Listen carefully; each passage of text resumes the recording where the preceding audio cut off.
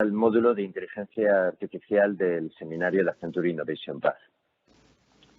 Para hacer una representación muy breve de mí, y no aburriros demasiado, soy el responsable de Accenture dentro de lo que nosotros llamamos Iberia, que en realidad es España, Portugal e Israel. Es un grupo de geografías un poco extraño, pero bueno, estamos agrupados de esta manera, en todo lo que es el área de innovación en tecnología. Lidero además también para esta misma región toda la parte de inteligencia artificial, y como hay sinergias entre la innovación, la inteligencia artificial, parte muy relevante de la innovación, y lo veremos a lo largo de este seminario, y otras áreas como por ejemplo blockchain, pues concretamente también no solo desarrollo la práctica de blockchain, impulso la práctica de blockchain en Accenture para Iberia, sino que tengo el honor y el privilegio de poder liderarlo a nivel europeo. Me gusta empezar con esta slide. Esta slide es, creo que es bastante representativa. El periódico, en realidad, creo que es uno de los ejemplos más claros de lo que podríamos llegar a entender como innovación. Poder entender la diferencia, para aterrizar un poco conceptos básicos que iremos manejando a lo largo de este seminario, la diferencia entre innovación e investigación y cómo la innovación se va reinnovando o se va reinventando. En realidad, el periódico en sí nació prácticamente en el año 700 y pico, en el momento en el que se empezaban a escribir determinado tipo de folletines y se distribuían. Como os podéis imaginar, en el momento en el que Gutenberg inventó la imprenta, pues pegó un salto muy relevante toda esta parte de publicación, o este medio de publicación y de intercambio de noticias.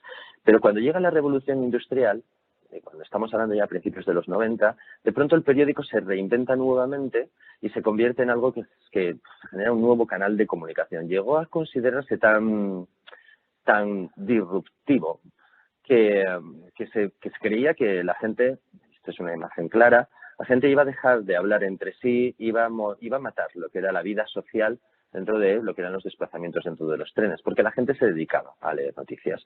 Todo esto generó una nueva forma de utilizar inventos, generación de conocimiento, investigación, como la que hizo Gutenberg para terminar de inventar la imprenta, los nuevos modelos de tintas, una serie de investigaciones que dieron como fruto una serie de elementos de tecnología que pues, se pusieron juntos para generar algo tan innovador como el periódico tal y como lo conocemos hoy en día. Tenemos ejemplos de otro estilo, ¿no? Y en las amenazas que siempre la innovación parece que lleva parejas, ¿no? El coche generó una gran preocupación en Londres con respecto a qué se iba a hacer con los puestos de trabajo de los conductores de carruajes.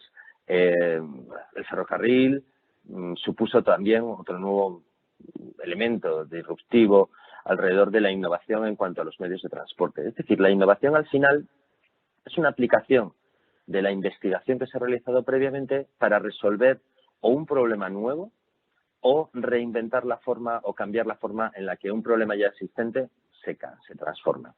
Y la diferencia principal que hay es cómo medimos o hasta qué punto medimos esta parte de innovación, cómo se diferencia, cómo medimos el grado de innovación y cómo medimos el grado de investigación. Los investigadores al final lo que se miden es cómo generan este conocimiento, cómo crean nuevas ideas, cómo hacen nuevas aproximaciones. Y su impacto, la reputación que ganan, el tipo de reconocimiento que ganan con respecto a la adopción de ese nuevo conocimiento, son las métricas que se utilizan para determinar si alguien es un buen investigador o no es un buen investigador.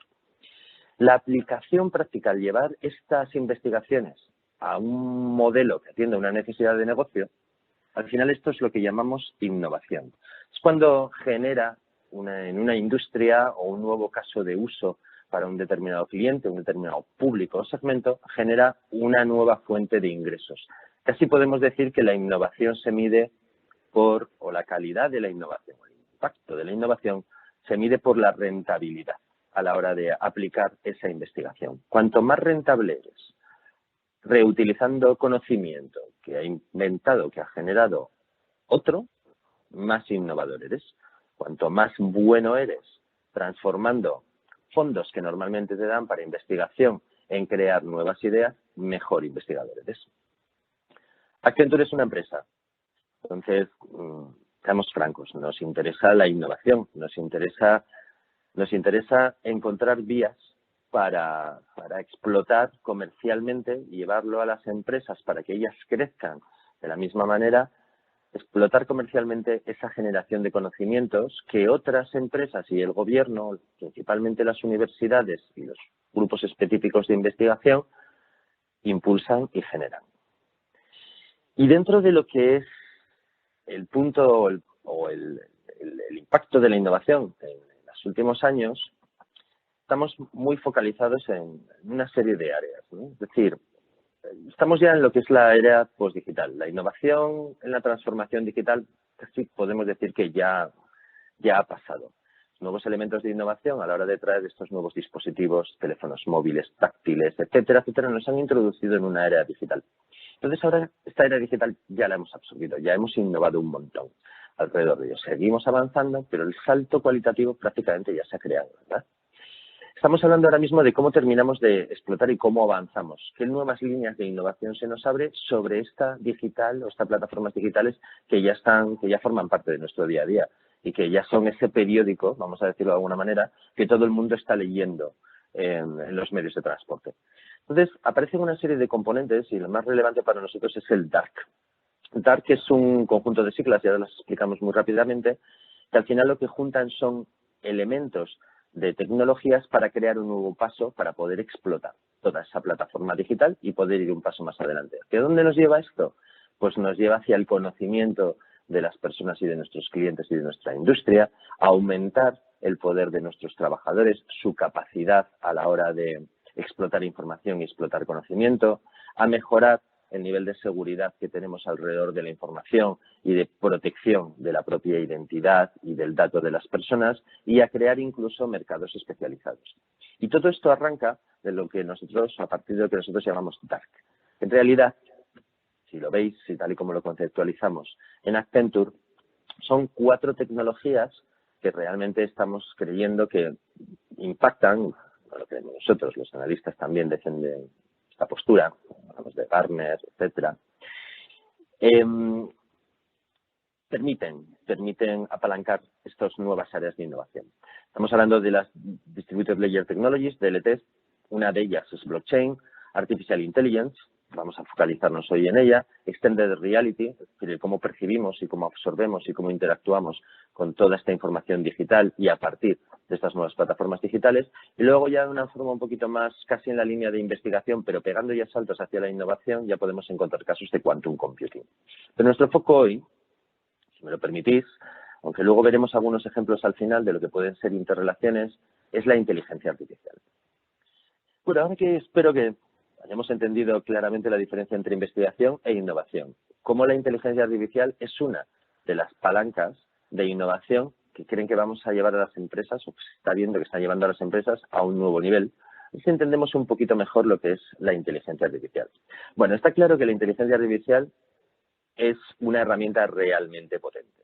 Todos los analistas coinciden en que para el 2035 solo la parte de inteligencia artificial va a mover la fría cantidad de 14 trillones. Podéis mirar, son millones de millones. ¿Vale? Y que va a afectar, principalmente va a estar impulsada por las economías más potentes de lo que es el mundo, ¿no? Esta inteligencia artificial que ahora resurge de una forma más explosiva no es nueva.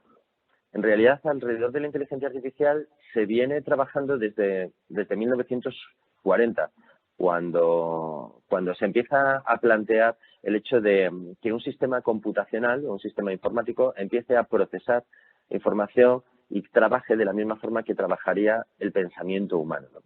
En 1950, Turing pega un salto realmente relevante cuando empieza a crear este test de Turing, que si en un momento determinado no habéis tenido ocasión de estudiarlo en la universidad, que seguro que sí, pero si no lo habéis hecho, yo os recomendaría que lo revisarais. Es un test interesante que incluso hoy por hoy se sigue utilizando para medir los niveles de inteligencia artificial o de inteligencia que un determinado sistema artificial es capaz de tener hasta el 2019. Por ahí ha habido vamos a llamarlo así, un hype, es el que me tocó a mí cuando empecé a estudiar, os diría, os diría el año, pero seguro que deduciríais mi edad, pero bueno, a mí me tocó un hype en un momento determinado en el que parecía que la inteligencia artificial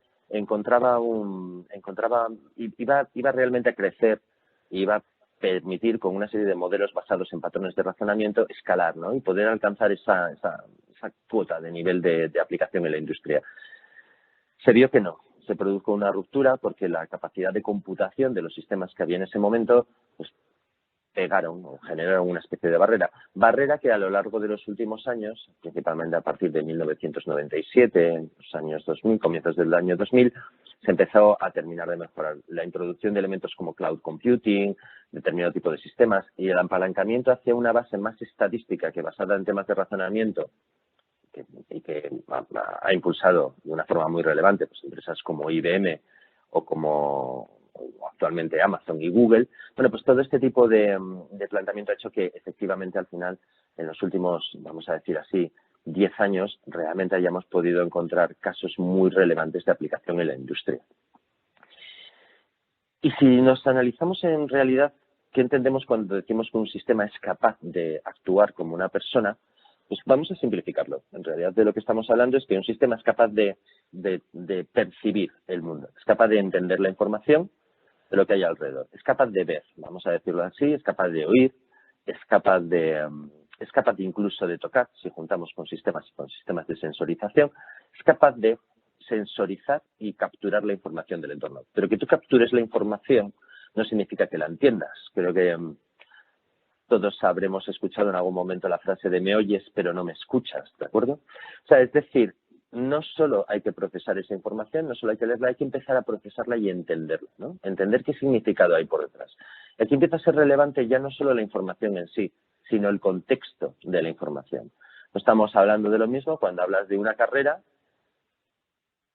Seguramente vosotros en el contexto de esta información entenderéis que me estoy refiriendo a una carrera universitaria, no que me estoy refiriendo a una carrera automovilística o una carrera de motos. Es decir, el propio contexto hace que la propia palabra o el propio significado tenga un valor o se deba de interpretar de una manera distinta.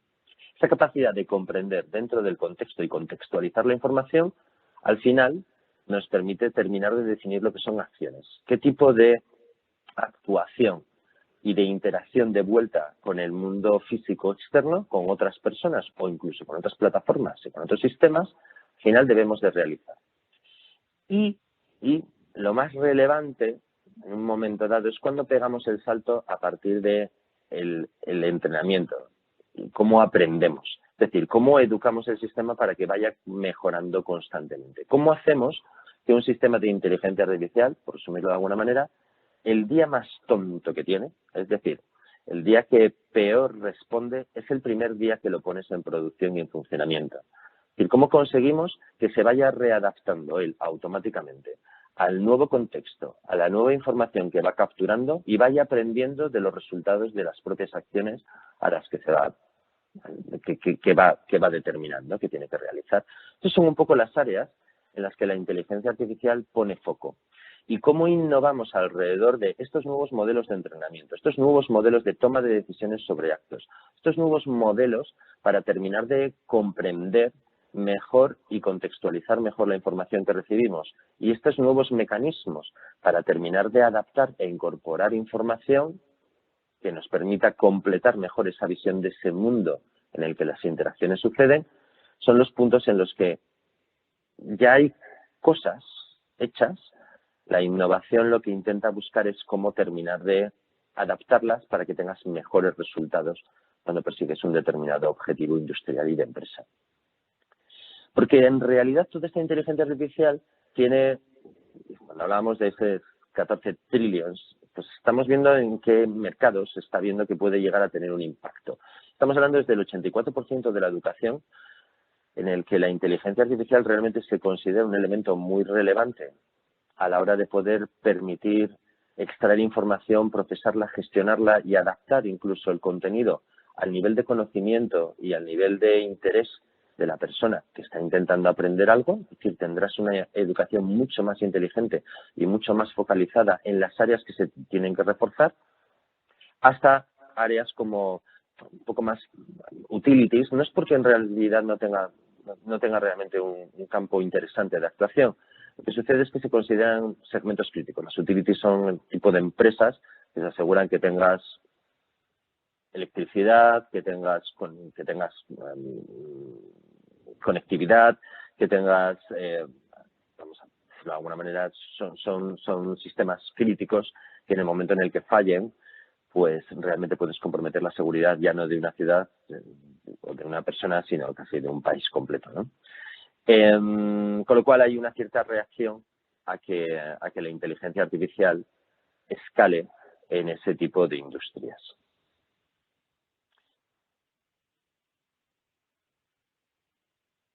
Si miramos algunas de las áreas, healthcare, es decir, todo el tema de cuidado, construcción, en cuanto a la mejora de la eficiencia de determinado tipo de procesos, casi todo lo demás está muy relacionado en cómo terminar de acelerar las capacidades de los trabajadores, cómo embeber esa inteligencia artificial dentro de sus procesos de toma de decisión y cómo ayudarles a realizar los procesos de industria mucho más eficientemente.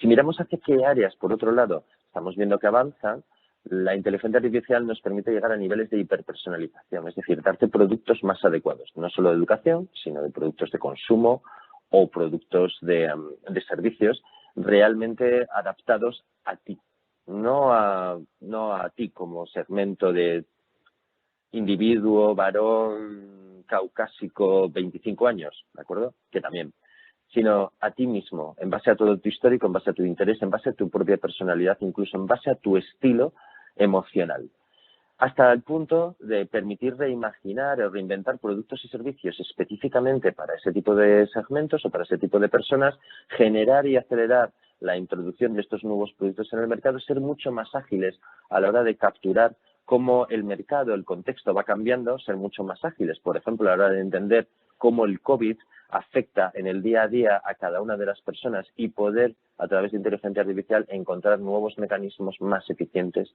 para avanzar en este tipo de productos, hacerlo a escala para abrir nuevos mercados y además permitir reducir costes. Con lo cual, al final, esto, como podréis entender, lo que se traduce es en una nueva fuente o en una mejora de los beneficios y de los revenues, de los ingresos que obtiene una empresa. Desde el punto de vista de Accenture, ¿qué nos interesa? Bueno, pues a nosotros, en el fondo, nos interesa apalancar la innovación alrededor del desarrollo de centros de innovación que tengan un foco específico a la hora de conectarse con las industrias, de conectarse con las universidades, de conectarse con las startups, que también hacen una innovación muy interesante. Muchas veces está muy, vamos a decirlo así, es muy de nicho, está muy focalizada en un determinado segmento, en un determinado problema, que cuando lo unes con soluciones de otros problemas, pues al final consigues tener una solución para una empresa, lo que nosotros llamamos end-to-end, ¿no? Que permite cubrir todo un proceso completo y introduciendo determinadas píldoras de innovación en algunos o en varios de los pasos, ¿no? ¿Esto qué nos puede permitir? Nos puede permitir crear y acelerar ese ecosistema de startups, este ecosistema de empresas que pueden surgir incluso de las universidades, fomentar el emprendimiento y soportar el emprendimiento que mejore de alguna manera el nivel de nuestro interés es España, obviamente, pues que mejore el nivel de España en cuanto a empresas con capacidades y servicios que nos permita diferenciarnos a través de ese modelo de colaboración entre la investigación de las universidades, la propia innovación de las universidades y las startups, que nos permita diferenciarnos en cómo Accenture, con ese ecosistema que buscamos crear, que al final termina de aportar soluciones realmente enriquecedoras para las empresas, con nuestro foco siempre en clientes donde nosotros tenemos el punto fuerte, entendemos las necesidades de la industria y podemos ayudar a catalogar cuáles son las áreas de innovación que más recorrido van a tener y que más beneficio van a tener y que se pueden adaptar de una forma más fiable, evitamos o podemos reducir, vamos a decirlo así, el potencial riesgo de que una determinada idea muera. Y al final, con todo esto, lo que buscamos es aumentar, pues, de alguna manera, pues, todo ese ecosistema de nuevos servicios, nuevas empresas y nueva capacidad, ¿no? Este país tiene una base y una formación realmente excepcional, de primer orden, en el área tecnológica, y entendemos que realmente se puede terminar de explotar si lo llevamos a industrias, para que esto ya no seamos un referente, ya no solo dentro de España, sino incluso a nivel europeo y a nivel mundial. Y lo somos, ¿no? Veremos ahora algunos casos en los que desde España hemos colaborado y hemos dado soportes. ¿Qué aporta Accenture? Accenture en este ecosistema lo que aporta es esa relación con universidades, ya no solo españolas, ¿no? Somos una empresa global, una empresa que estamos en prácticamente todos los países del mundo y facilitamos la interconexión entre la compartición del conocimiento, no solo entre nosotros como empleados, sino con las propias universidades de otros países con los que trabajamos. Fomentamos o facilitamos puede ser desarrollos de universidades conjuntas con el MIT o con la Universidad de Columbia, con otra serie de universidades, la Universidad de Turing en London, con una serie de universidades con cierto prestigio en el que también fomentamos ese ecosistema.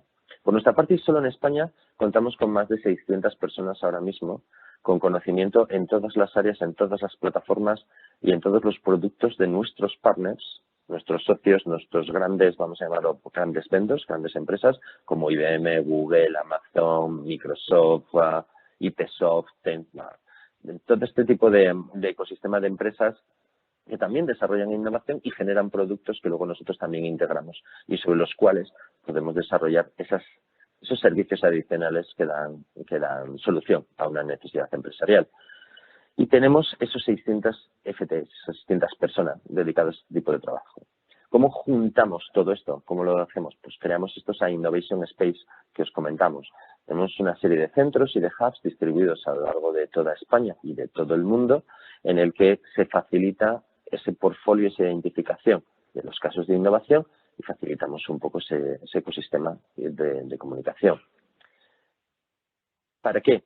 Pues para permitir identificar ideas que se generan a nivel de investigación dentro de las universidades o que se generan incluso por determinadas startups y empresas, colaborar y trabajar incluso alrededor de la generación o el lanzamiento de retos a programas de estudiantes de máster que al final nos permite trasladar problemas que pueden potencialmente tener una solución,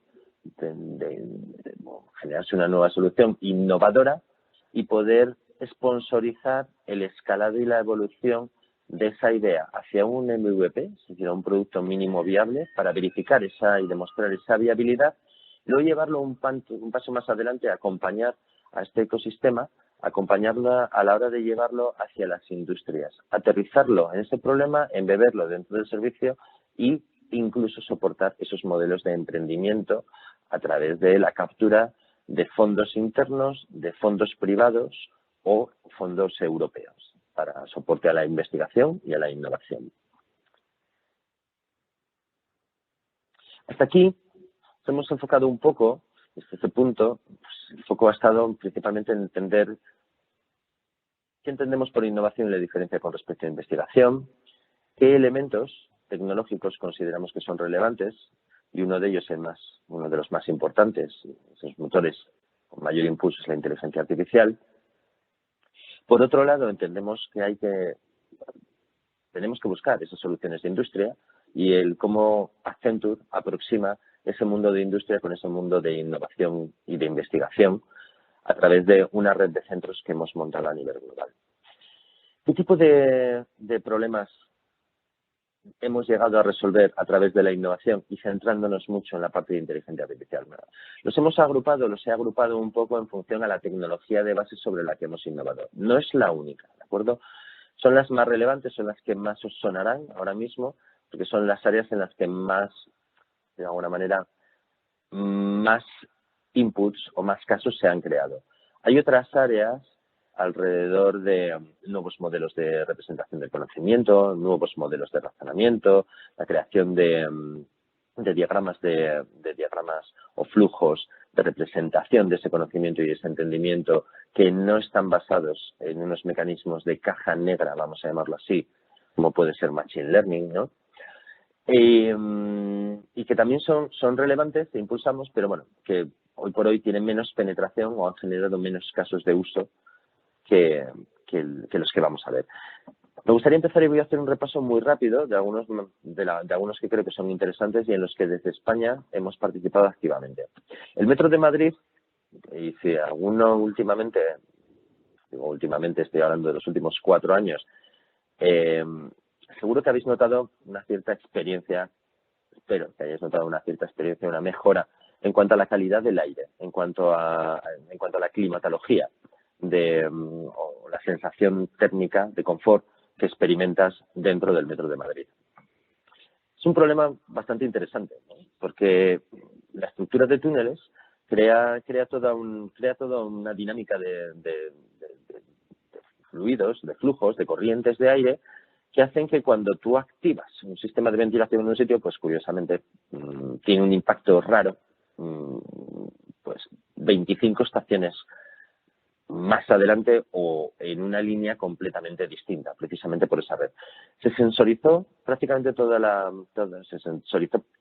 red de túneles para entender precisamente cómo se generaban ese tipo de corrientes, para permitir definir cuáles eran los modelos que, en base al número de personas que estaban en ese momento, dependiendo de la hora punta, en base a las condiciones climatológicas externas, porque cuando la gente entra, si está lloviendo fuera, mete humedad dentro de lo que es la propia red de túnel y tiene un determinado impacto. Entendiendo un poco cómo funcionaban todos estos parámetros y captando toda la información, al final se consiguió un nivel de eficiencia energética en cuanto al gasto y en cuanto a la programación para mejorar ese nivel de confort, por un lado, pero luego por otro lado también para terminar de reducir los costes energéticos que implicaba el actuar en esa ventilación. Es un caso de innovación. Hemos ayudado a Ducati a mejorar el rendimiento de sus motores tomando métricas e información durante las carreras. Y esta información analítica con sistemas de inteligencia artificial y con temas predictivos pues ha permitido simular lo que podría ser el comportamiento de sus motores y les hemos ayudado, creemos. Seguro que los pilotos han tenido mucho que ver también, pero nosotros creo que hemos aportado un granito interesante de arena en cuanto a la evaluación del rendimiento de su motor, de las corrientes de aire y del rendimiento de sus motos en circuitos y en competición. Hemos ayudado a un retailer realmente relevante dentro de España a terminar de entender, sabéis que hay algunos en concreto, tienen muchísimo foco en cómo dar la prenda adecuada o la prenda que va a tener mayor aceptación dentro de una determinada ciudad e incluso dentro de un determinado barrio. Ha llegado a hacer prendas modificadas específicamente para una determinada área geográfica, para un determinado país, para una determinada tienda. Nos hemos ayudado a entender cómo gestionar precisamente esa demanda y cómo cubrir incluso este end-to-end que llamamos, de principio a fin, desde la cadena de producción hasta la distribución final en tiendas. Hemos ayudado a empresas de productos farmacéuticos a terminar de analizar rápidamente cómo sus productos farmacéuticos se van reajustando a los cambios que las autoridades sanitarias o las autoridades del medicamento van introduciendo. Es decir, qué impactos realmente puede tener el nivel de detalle en cuanto a las prescripciones que están dando, en cuanto a la tipología de productos, si empieza a haber cambios en la categorización o en la legislación que aplica a ese tipo de componente.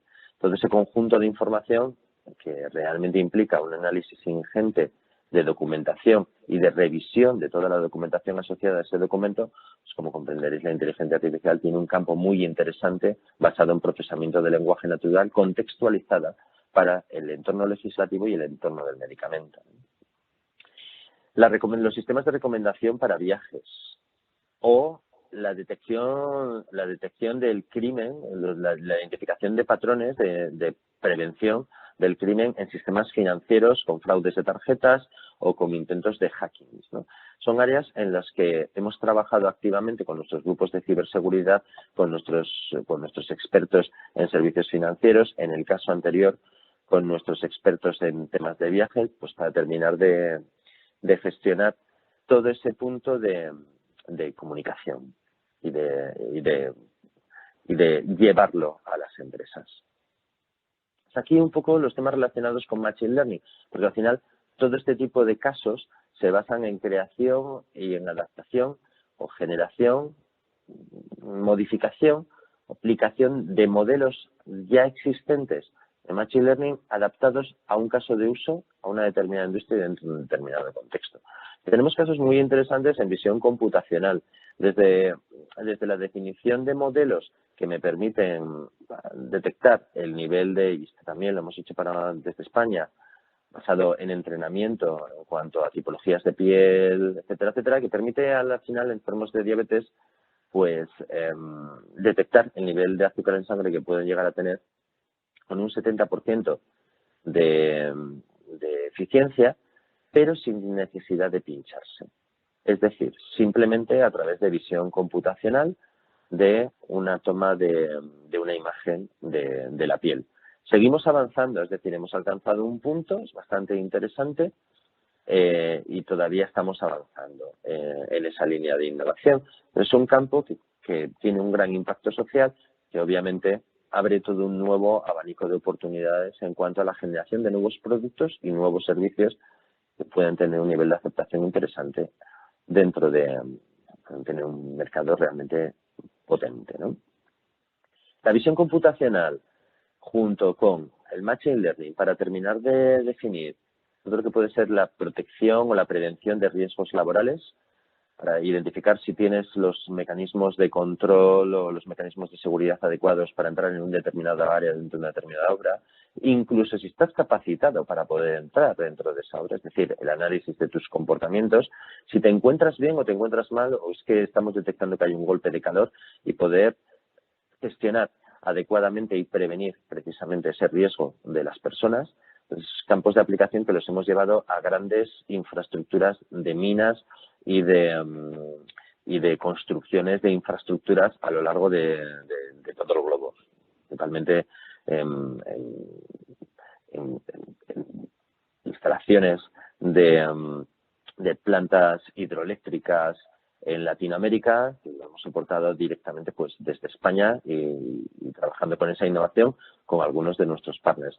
Hasta casos tan, vamos a llamarlo así, tan curiosos como permitir verificar la información del censo y actualizar esa información del censo pues a base de el entendimiento de la parte de visión computacional que está capturando elementos como drones o como información de satélite, ¿no?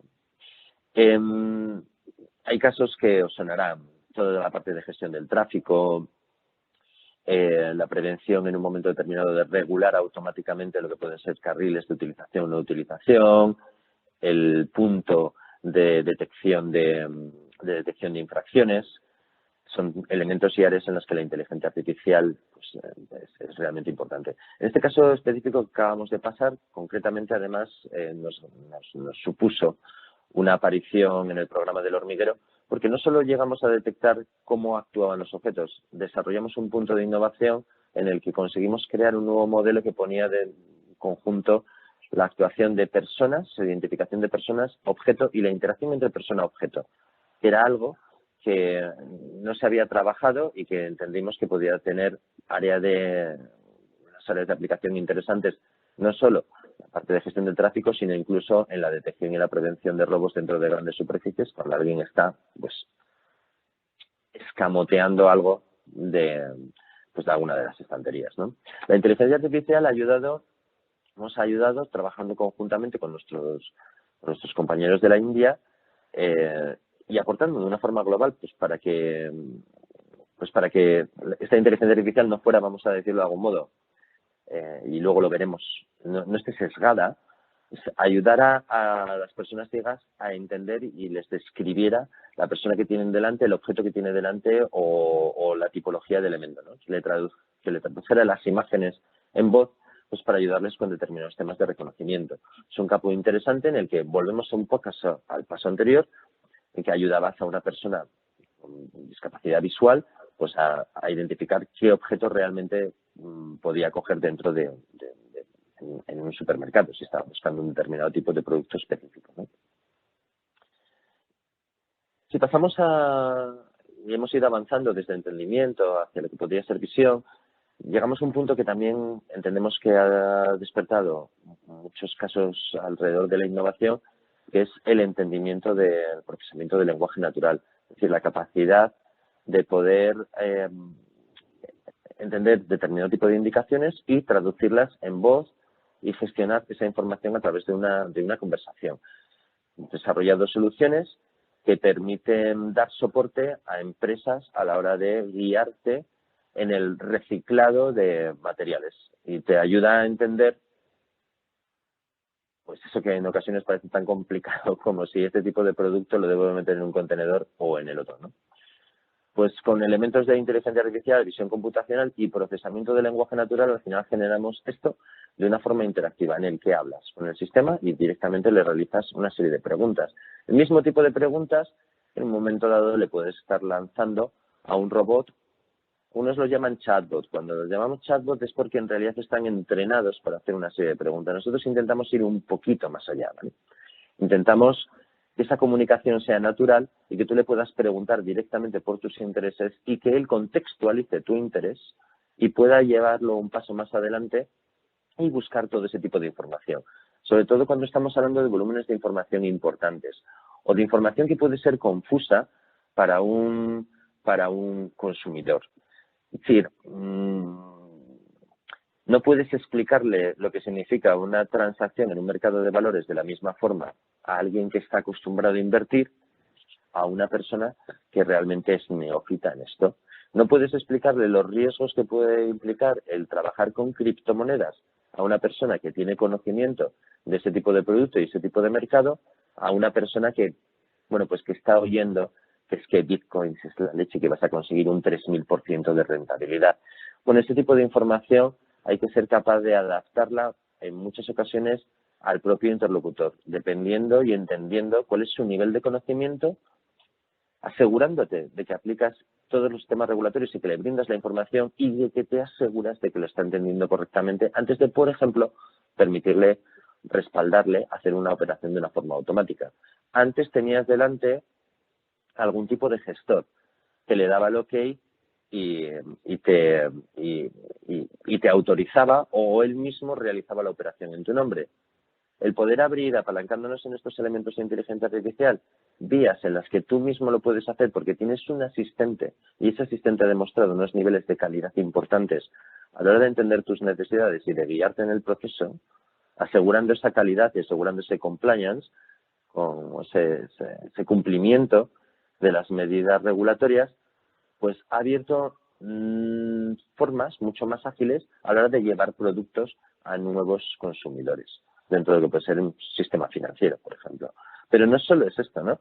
Es decir, el cómo entender y cómo terminar de comprender, cómo guiarte en cuanto a el tipo de dulce o de producto que en un momento dado puedes llegar a consumir. Este es un ejemplo representativo a la hora de informarte sobre el valor nutricional de un determinado dulce, pero es que lo hemos llevado al valor nutricional adaptado a personas que pueden tener o pueden tener dudas, asistentes específicos para celíacos, para personas con diabetes, para toda una serie de gente que puede tener una serie de restricciones alimentarias o que simplemente porque sí tiene una preocupación relevante en cuanto a qué tipo de calidad de producto está consumiendo o está comprando. Todo esto contrastado con la información que hay por detrás de las autoridades sanitarias cuando están informando sobre determinado tipo de producto, ahora sí, ahora no, ahora ha cambiado y resulta que antes era bueno pero ahora ya no es tan bueno, antes te decía que era malo pero ahora resulta que es más aceptable si no lo juntas con... Vale, toda esa información que está por detrás es la que los asistentes virtuales, estos elementos de inteligencia artificial, han demostrado capacidad para procesarla de una forma relevante y llevártela directamente y evitándote un poco el trabajo de hacer tú esa investigación en el día a día, ¿no? Si avanzamos un punto más, vamos a llamarlo de algún modo, cuando estamos hablando del procesamiento del lenguaje natural, ya no estamos hablando solo de entender lo que alguien está diciendo dentro de un determinado contexto. Empieza a ser interesante una parte del procesamiento del lenguaje natural que más que el entendimiento es la generación del lenguaje. No es lo mismo, y seguro que os pasa y os ha pasado a todas las personas, nos pasa, no tienes el mismo nivel de, vamos a llamarlo así, de afinidad emocional, o no escuchas de la misma manera, o no atiendes y no prestas atención de la misma manera a un tipo de personas que a otras. Todo el mundo tiene esa especie de percepción de hay alguien que me cae bien desde el primer momento o me cae mal desde el primer momento. Bueno, pues la inteligencia artificial puede ayudar a entender por qué tienes mayor resonancia o afinidad emocional con unas personas que con otras. Puede llegar a identificar, y hemos encontrado casos de innovación alrededor de esta área, puede llegar a identificar que hay gente que si no la tratas de usted desde el primer momento, o todo lo contrario, que si la tratas de usted, pues se sienten incómodos. Entonces, al final es interesante poder entender cuando quieres transmitir un mensaje, asegurarte que ese mensaje llega bien. Y para eso tienes que generar, vamos a llamarlo así, un buen canal de comunicación. Un canal en el que sientas que eres afín o eres receptivo a la persona y al mensaje que te están transmitiendo. Y aquí es importante entender qué tipo de palabras. No es lo mismo ofrecerte un plan que ofrecerte una aventura. En el fondo puede ser lo mismo, pero según el tipo de persona que tú seas, vas a ser más receptivo a uno o a otro. Con lo cual estamos hablando de cómo entender precisamente ya no las palabras en sí y el contexto en el que estamos aplicando, sino además entender al interlocutor o a la persona humana que está al otro lado para moldar el mensaje, para generar esa resonancia emocional para que el mensaje realmente entre, cale y se entienda mejor. Esto es lo que en unos puntos se ha empezado a llamar análisis, sentiment analysis, análisis del sentimiento, ¿no?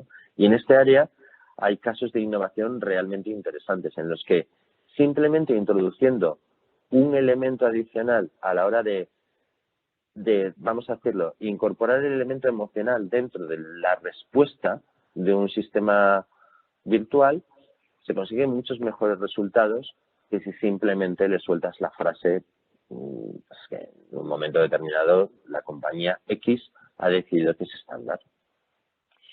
Y todo esto, si lo ponemos conjuntamente, permitido sobre las nuevas plataformas habilitar, obviamente, nuevos servicios no asistidos y no atendidos.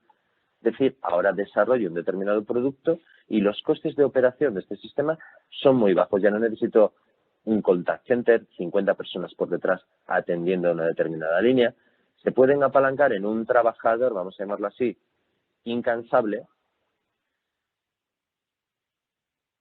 Y ahora voy a introducir un matiz, porque lo veremos un poquito más adelante, un trabajador incansable, pero que tenemos que asegurar que tiene que evolucionar, que tiene que ser responsable, tiene una serie de riesgos. Este trabajador, no nos engañemos, todo lo que lleva innovación, lleva un determinado cambio disruptivo, lleva una gestión del cambio, esta gestión del cambio tiene asociada un riesgo.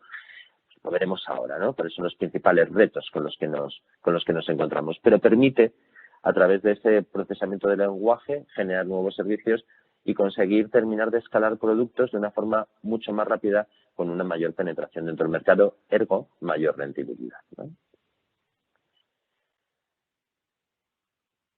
Os he anticipado el tema de los retos, estos challenges, estos componentes que en un momento determinado la innovación y concretamente esto en el caso de inteligencia artificial que en algunas ocasiones genera un punto incluso vamos a decirlo así, de repulsa en algunos segmentos de personas, ¿no?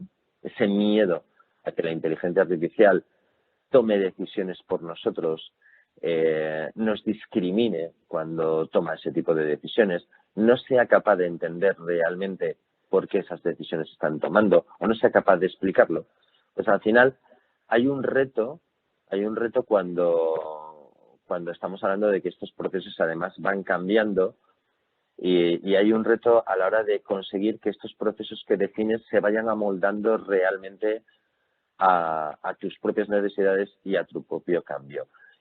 Una de las áreas en las que la innovación en inteligencia artificial tendría que avanzar de una forma interesante, aunque ya empieza a haber modelos, es toda la parte de aprendizaje. Es decir, todos los ejemplos que hemos visto se basan en información pasada que puedo utilizar para resolver un determinado problema que considero estático. No va a cambiar potencialmente, o hay muy poco nivel de probabilidad y de riesgo de que cambie los parámetros por los que puedo detectar la diabetes en base a, ¿no? Pero, sin embargo, cuando estamos hablando de procesos y de tomas de decisiones, si el sistema va aprendiendo y a lo mejor no evoluciona de la misma manera en la que evoluciono yo, si ese proceso no me sigue adecuadamente, ¿qué tipo de soluciones? O sea, ¿cómo adecuo ese aprendizaje a mi propia evolución? ¿Qué sucede cuando las máquinas dejan de ser exclusivamente máquinas que levantan componentes y empiezan a actuar y a trabajar por sí mismas y a ser realmente independientes? Sobre todo cuando estamos hablando de máquinas que en un momento determinado te intimidan. Bueno, si te muevas solo el Rumba por casa, pues no da miedo, ¿no? Pero, bueno, o no debería de darte miedo. Es un aparatito, es pequeño, pues tampoco ves gran riesgo. Pero si máquinas del estilo de las que estamos viendo ahora mismo cambian y son capaces de ser autónomas, bueno, pues esto produce un cierto pavor, ¿no? Hasta qué punto robots de determinado tipo de dimensiones pueden llegar a ser autónomos. Si nos vamos al caso específico de la controversia que despierta los vehículos de Tesla, pues creo que pues tenemos un claro ejemplo, ¿no? Hasta qué punto realmente estoy dispuesto a aceptar que una máquina conduzca y tome decisiones durante el proceso de conducción por sí misma. Si avanzamos en otro tipo de reto, es cómo interpretamos el hecho de que la información y el dato, que muchas veces no termino de entender y que además los sistemas de Machine Learning sacan las conclusiones de una forma estadística y no trazable, ¿no? ¿Cómo puedo justificar el hecho de que esos datos me estén sugiriendo nuevas formas y nuevas formas de hacer los cambios, o nuevas formas de trabajar, cuando ni siquiera puedo entender realmente, que estamos hablando de un hecho de fe ciega, ¿no? Ni siquiera puedo entender realmente por qué eso debería de funcionar mejor. Sabemos que estadísticamente funciona mejor, lo podemos demostrar, pero no entendemos el por qué. Esto muchas veces genera un reto a la hora de cambiar los patrones de comportamiento y de actuación de las personas, ¿no? Y todo esto nos lleva precisamente al punto de la inteligencia artificial responsable. Es decir, ante una determinada actuación y ante una determinada acción, y si esta acción resulta que es discriminatoria, ¿quién es realmente responsable de esto? ¿Es responsable el algoritmo? ¿Es responsable el conjunto de datos que he utilizado para el entrenamiento de ese algoritmo? ¿Es responsable la persona que ha seleccionado ese conjunto de datos para entrenar ese algoritmo? O sea, hay un área a la hora de terminar de asegurar que todas estas dimensiones se trazan para que la respuesta sea una respuesta justa y que el sistema de inteligencia artificial tome las acciones y las medidas de una forma justa y responsable. Que no discrimine a nadie, como sucedía en algún momento determinado, pues cuando se hacía, ahora vemos algún ejemplo, pues cuando se hacía algún tipo de análisis de cuáles serían los patrones o las personas que en un momento determinado recomendarías para un determinado puesto de trabajo. Bueno, pues de pronto aparecía que uno de los factores que el sistema entendía y deducía era que debería de ser un hombre. ¿Por qué? Porque toda la información que se había utilizado de la de currículums de hombres, y el sistema deduce que, erróneamente, que es que tiene que ser un hombre. Entonces hay que eliminar determinado tipo de información para asegurar que las decisiones son equitativas, son justas, ¿no? Y hay todo un área de innovación a la hora de desarrollar inteligencia responsable y de poder justificar toda esa parte de decisiones.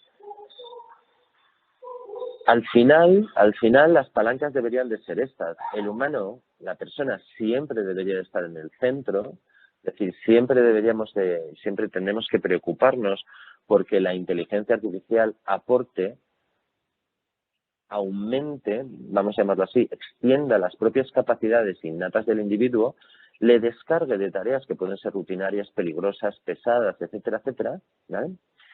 que el diseño de esto sea ético, es decir, esté balanceado, no esté introduciendo ningún tipo de sesgo, no esté introduciendo ningún tipo de elemento discriminatorio de ningún tipo, edad, sexo, religión, etcétera, etcétera, y que luego además asegure que evoluciona y que está de acuerdo con toda la parte regulatoria y todos los factores políticos y sociales que se están definiendo alrededor de las nuevas tecnologías y concretamente de la inteligencia artificial. Este caso de cómo terminar de escalar adecuadamente la inteligencia artificial aterriza de una forma muy interesante en áreas como pueden ser el soporte a toma de decisiones, definición de productos, en todo el servicio de inteligencia artificial de atención al ciudadano, en todas las iniciativas que están alrededor de las smart cities, ¿no? De cómo proporcionar servicios adecuados a un determinado ciudadano a nivel de acceso a las administraciones, a nivel de servicios de movilidad dentro de una determinada ciudad, a nivel de taxability, es decir, de generación o incorporación de impuestos, asegurándote que te están ofreciendo a todo el mundo exactamente el mismo tipo de condiciones y no estás introduciendo elementos discriminatorios.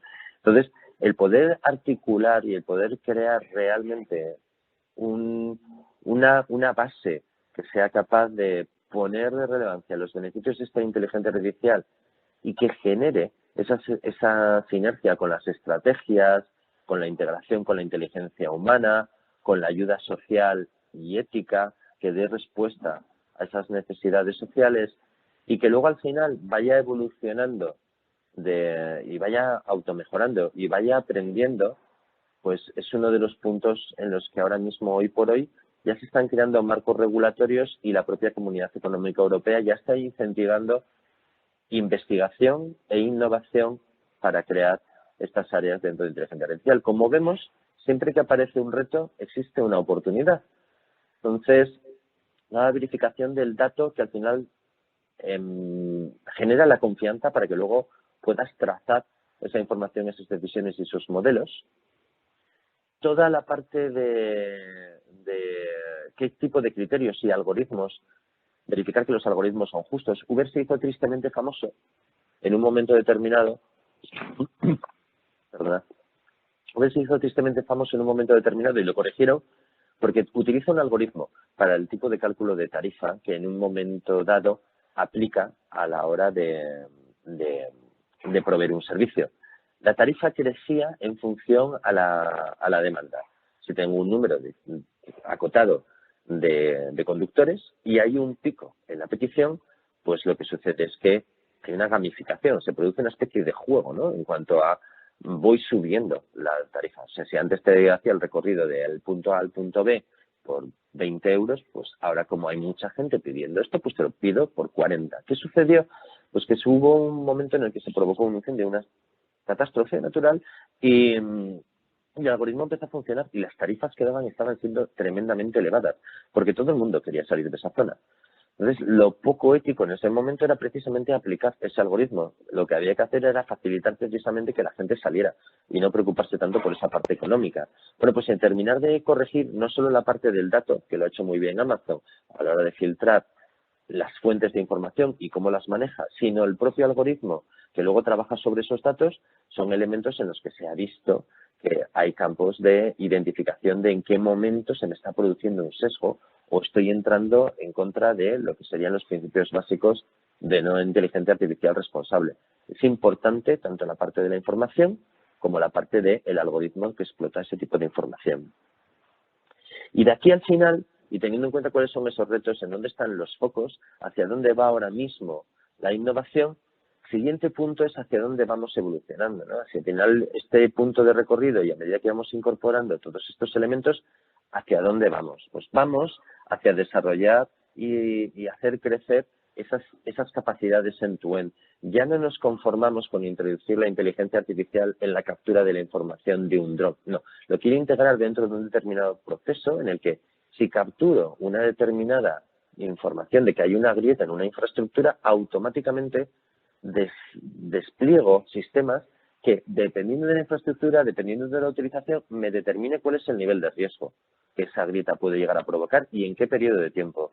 Y luego, dependiendo de este tipo de factores, me permita coger y lanzar y crear y priorizar órdenes de trabajo para atender a la mejora o a la reparación de ese elemento de infraestructura para que obtenga un menor, primero, no entremos en una zona de riesgo, pero segundo, además, lo haga en un momento en el que sea eficiente y no espere un mes más a terminar de atenderlo, porque entonces el coste sería mayor. ¿De acuerdo? Estamos hablando también de mejorar la colaboración entre ser humano y máquina. Tenemos que ser muy sensibles y tenemos que tener muy claros que el ser humano, o muchos seres humanos y muchas personas, perciben la inteligencia artificial como una amenaza. O sea, tenemos que ser muy sensibles y tenemos que ser muy empáticos a la hora de entender este tipo de situación. Tenemos que terminar de mejorar ese modelo de colaboración, tenemos que terminar de adaptar y poner en valor el que la inteligencia artificial debería de buscar, la mejora del ser humano, seguir manteniendo siempre esa línea del humano en el centro. Es un complemento a nuestra actividad, es algo que nos permite hacer las cosas mejor, es una ayuda, o incluso en ocasiones es una descarga, pero no debería de ser, desde luego, nunca una amenaza. Y para esto tenemos que buscar esos modelos de colaboración y de aproximación a la inteligencia artificial. Y para esto, y para poder terminar de hacer todo esto, pues obviamente tenemos que tener un foco muy importante en ir a hacer crecer ese ecosistema de innovación. Porque a fin de cuentas, de lo que estamos hablando es si la inteligencia artificial nos permite crear una estructura sobre la que trabajar, tendremos muchísimo más tiempo, podemos dedicarnos a donde aportamos mayor valor los seres humanos, que es en la parte de creatividad, en la parte de identificar resoluciones a problemas, en la parte de reinventarlo, ¿no? Y ahí es donde queremos poner nosotros un poco el foco como Accenture y como empresa. Queremos que ese ecosistema vaya creciendo y se vayan aumentando el número de ideas y dejemos que las tareas rutinarias pues las realicen sistemas computacionales, que a fin de cuentas es para lo que se han inventado siempre, no solo con la inteligencia artificial. Usamos el correo electrónico pues porque es mucho más rápido, mucho más ágil y mucho más eficiente que enviar una carta por el correo tradicional. Utilizamos el teléfono móvil porque es mucho más fácil, mucho más rápido y mucho más eficiente que andar buscando una cabina y mirar a ver si tienes las monedas y si se te va a cortar o no se te va a cortar la llamada. O sea, es decir, estamos hablando de la innovación y ese ecosistema de innovación permitiendo liberar a gente de tareas rutinarias o de trabajo como andar buscando información dentro de unos albaranes y simplemente tipear una palabra y que me aparezca toda la información relacionada con ese tipo de contexto, ese tipo de dato, pero además aterrizada a mi necesidad, a mi contexto, a mi interés y a mis objetivos, por decirlo de alguna manera, ¿no? Hasta aquí se ha llegado un poco esta charla. Me gustaría daros las gracias. Espero haber conseguido aclarar un poco, resumiendo rápidamente, esta diferencia entre investigación e innovación, por qué vemos que la inteligencia artificial es un elemento clave dentro de la innovación, no solo como elemento individual, sino que, como podéis imaginaros, juntar esta inteligencia artificial con un dato fiable, como puede ser el que me aporta una DLT, una blockchain, en el que aseguramos esa calidad del dato, que puede estar muy vinculado con lo que podría ser esa confianza en el dato a la hora de generar la base para una inteligencia artificial responsable, y cómo podemos llevar esta inteligencia artificial incluso a la realidad extendida para crear nuevos entornos y nuevas simulaciones que nos permitan enfrentarnos, entrenarnos o prepararnos para situaciones que no han pasado, que esperemos a lo mejor que no pase, como podría ser, o que pasan muy ocasionalmente. Entrenar a un trabajador para que trabaje el Black Friday y unas grandes superficies ha sido algo que solo ha sido posible jugando con realidad aumentada más inteligencia artificial. Inteligencia artificial recreando el nivel de estrés que puede llegar a sufrir en ese momento y la realidad extendida para imbuirle y meterle dentro de ese día ficticio, ¿no? O sea, al final la inteligencia artificial es una palanca que permite, junto con otras tecnologías, aumentar este tipo de casos y espero haberos ayudado con algunos ejemplos y con una visión de en dónde estamos viendo que hay áreas de recorrido, autoaprendizaje, inteligencia artificial responsable, nuevos modelos de interacción y colaboración con los seres humanos como puede ser vía extended reality, pero luego también aproximando los mensajes, esa conexión emocional, ¿no? Ayudaros a entender cuáles son las áreas de innovación en las que vemos que hay recorrido y cómo luego globalmente nosotros nos planteamos la importancia del ecosistema, la importancia de las universidades, cómo queremos trabajar con ellos, cómo entendemos la relevancia de los partners a la hora de desarrollar productos y cómo nosotros podemos aportar esa visión de mercado y de negocio. Y al final, y entendiendo los mitos de la inteligencia artificial y los miedos de la inteligencia artificial, pero entendiendo y viendo también en ello lo que son oportunidades para la innovación, pues recordaros que la inteligencia artificial ya no es ciencia ficción, es una realidad que se ha ido imbuyendo en nuestro día a día y que sigue siendo un campo realmente interesante y con mucho recorrido aún para trabajar en áreas de innovación. Muchísimas gracias por vuestro tiempo. Para mí ha sido un placer, aunque no pueda veros las caras. Normalmente me gustan las acciones mucho más interactivas, pero ha sido realmente un placer pues poder compartir esta hora con vosotros y espero que haya sido interesante y constructivo. Gracias.